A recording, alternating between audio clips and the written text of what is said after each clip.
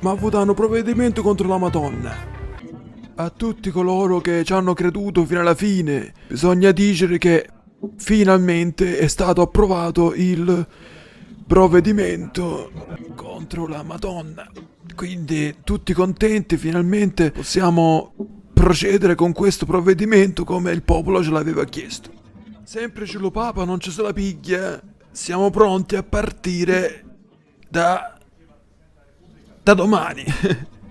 Ballata che era stata invocata dal centrodestra, che parlava addirittura di 7-0, di batosta, che si rivolgeva al Presidente della Repubblica per sciogliere le Camere. Il governo ne esce rafforzato e si parla molto in queste ore di ipotesi di rimpasto. Guardi, lei non ha capito esattamente una minchia e le spiego anche il perché. Durante il Covid la Madonna è stata una di quelle figure ripetutamente bestemmiate. È inutile che mi stumpiciate le palle con sto centrodestra e centrosinistra. A qua sa da culo e conto. Cominceremo per gradi. Come si dice, la gallina frettolosa si rasca mamma e poi si riposa. Cominceremo da un bonus da 100 euro a ogni cittadino che riesce a formulare una iastema di minimo 10 parole. Ci sarà un clima più sereno.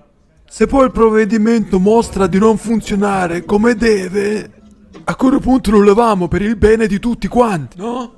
Come dice la favola di Cappuccetto Rosso, se non lo trovi vuol dire che si è mosso. Tornato sui tempi che sono locali a partire dal MES, so che lei non vuole ogni volta che senti parlare di MES e modifica dei decreti di sicurezza, adesso diventeranno una priorità per il governo. Il MES, con la messa è tutto a posto, ognuno può andarci. Qua non si vuole smantellare un paese delle sue proprie funzioni religiose, però dovete capire che la maggioranza dei cittadini italiani voleva questo provvedimento. E io non ci ho aiutato, ma cagato lo cazzo.